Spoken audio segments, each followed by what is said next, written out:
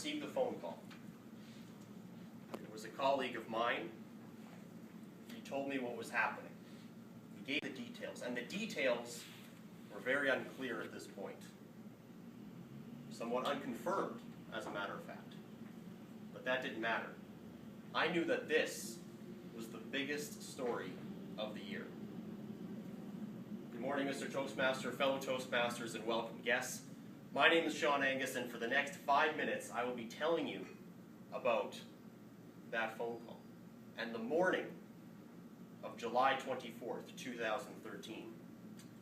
I wasn't supposed to work that day, but as things happen, things have a way of changing.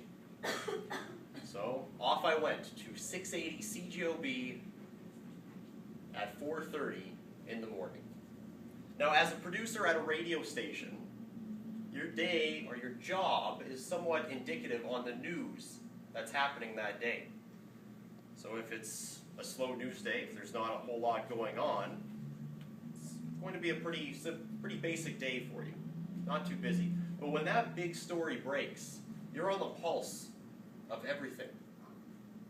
And you really get put to the test. So 8 o'clock rolled around quite quickly that morning.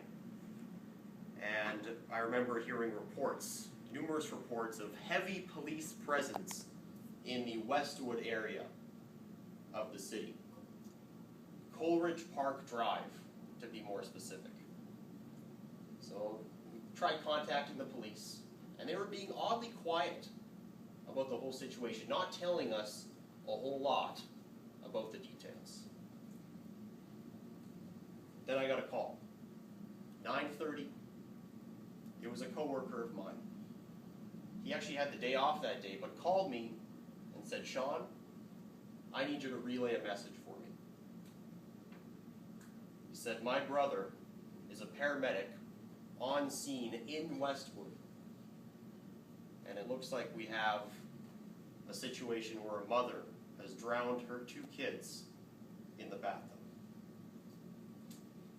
I said thanks, hung up the phone.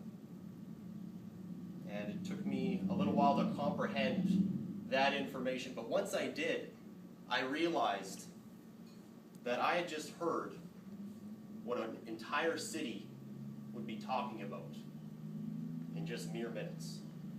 Not only talking about, thinking about, and crying about in just mere minutes. And then the reports started coming out. 2-year-old Anna, dead. 3-month-old Nicholas, dead. And their mother, Lisa Gibson, missing. And then came the most uncomfortable moment I've had working at CGOB.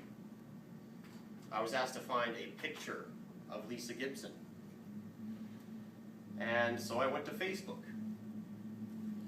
expecting privacy tools to kind of take care of everything, making my job literally impossible to grab this picture. But that wasn't the case. Everything was all too public. And within seconds, I was looking at pictures of a woman who was either dead or facing the most trying experience anyone could ever imagine.